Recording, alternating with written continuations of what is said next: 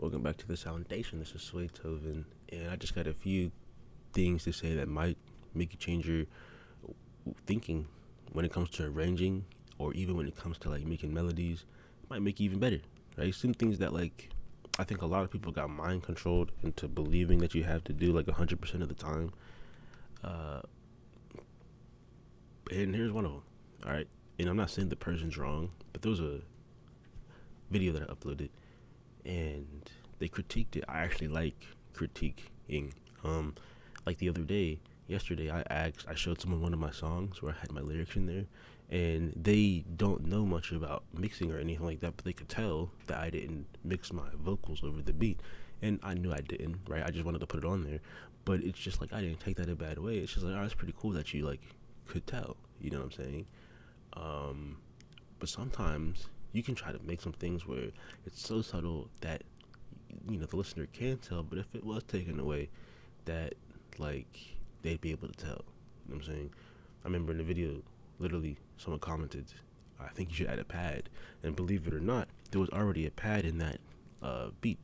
Um, and the thing is, it's just like one way that I like to like make melodies is, and this melody is not one of those, but if I were to have a pad that is going to just be going throughout the whole song, right? I don't want it to be too noticeable. You feel me? I just want it to be noticeable if I ever take it away, um, because it's something that's supposed to be in the background. So it's just like, uh, how could this even relate to arranging? Um, it might not, unless you understand how to translate the sounds into like a story. To be honest, and that's kind of what I want to talk about as well. But firstly, just don't get mind controlled into thinking that you always have to have a pad, a pluck, or even chords. Because at the end of the day, like you're just making beats, and if you just think on face value, right? If you listen to industry level beats, some of these beats don't even have melodies. A lot of these beats don't even have melodies, and they're not even specifically having to be type beats. But I am going to specifically bring up this one beat that I heard the other day because I don't listen to music. I just make it at this point. But it was a baby song, and it's just like there was not a single instrument. I was like, well, there's no instruments in here, right? But the beat's nice. You feel me? So it's just like just understand like it when people say the bare minimum and some of these things, quite possibly that's what it could be. It's because it might be too difficult for some people to put like a lot of stuff in, right? Even here right now, this could be mixed better when I wake up again within a couple hours. 'Cause I woke up just to fix this. It's like 4:47 in the morning. Um, but it's just like I understand still the relation between the harp and the guitar that I'm about to play is still like clashing when they play together. So like, what could be the fix around that? And that's how we can get into arranging. So it's just like, instead of having them clash together, trying to speak over each other, maybe they can talk to each other, right? Call and response, you've heard that, and all that stuff. But honestly, it's just like, there's that term, but I also like before I knew about that term, I've been like making melodies in a certain way, not necessarily this way all the time, where it's just like they just like flow together, you know. And it's just like a lot of people start off with the everything in this channel rack, right? Maybe so many sounds, and it's just like maybe the next morning it doesn't sound that good, and all you have to do is split it up. You feel me? And then make combos, make arrangements, and that's what it is. So maybe not all the time I'm gonna have the harp and the guitar playing together unless they're actually playing together to have some sort of resolution, right? I shouldn't say harp and guitar. I should say two different sounds, okay? But as you can see, or even hear, that there's gonna be different melodies for both, or they're not gonna be playing at the same time, and then maybe they are gonna play at the same time. You're gonna hear what's this? What's this down here? I just made it too. Probably a pad. No, it's a choir. I like using choir because I was in the choir, so it's just like use things that you're familiar with as well at the same time and make you better.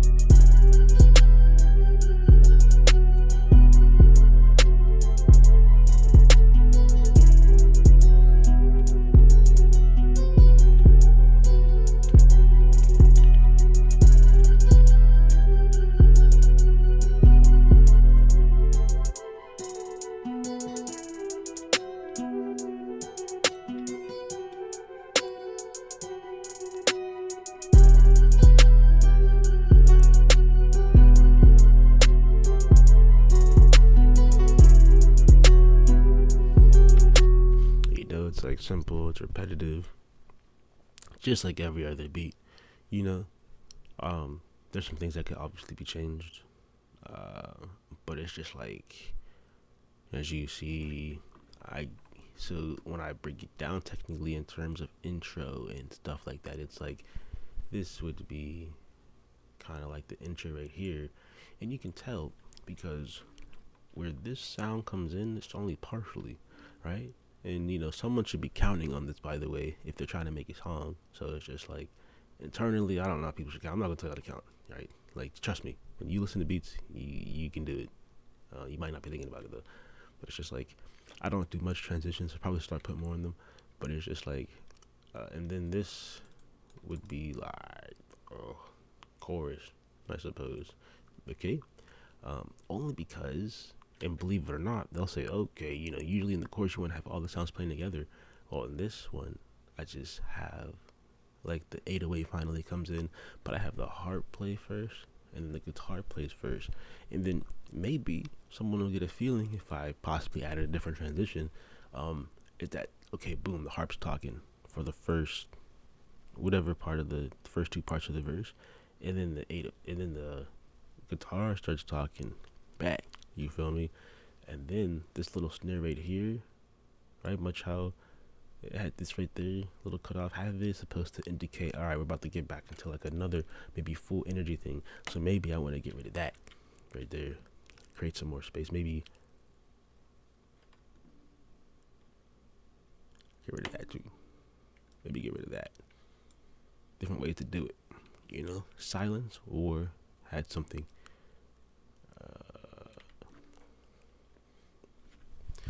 You know what I'm saying? And then it comes back in. Of course, I could probably add some different sounds and stuff like that. I'm not going to play this back through because probably no one wants to listen to that. But it's just like, I probably would add sounds because what I do is I'll just do this. Boom, put a pattern down. Probably not work back on the beat, but then I probably do something like this. Just have a sound like, and it's all about like introducing, in my opinion. And I didn't really do much of that in this piece particularly, but I did it here. A slight introduction into the sound, right? There's this part where it's just like, okay, half of this thing is probably indicator that we're about to get into something else. But this little part right here, down here, is like introduction into, it was acquired into the whole rest of this, right? Like I could have a solo, a real simple solo, right? And then it gets more complex. Maybe I could start doing that, but like I said, something earlier into the video, something about like pads or something like that. You don't need to just have all the sounds just because, right? Like, I'm pretty bad at explaining my thought process, I suppose, but don't get mind controlled. Don't get mind controlled. There's so many how-to videos, which I used to watch when I first started, but then I just realized that just compare your stuff to industry beat. Don't make it like it, but just understand like the principles that in the stuff that they're using. You feel me? And like, what if they're not using something either? Like a pad.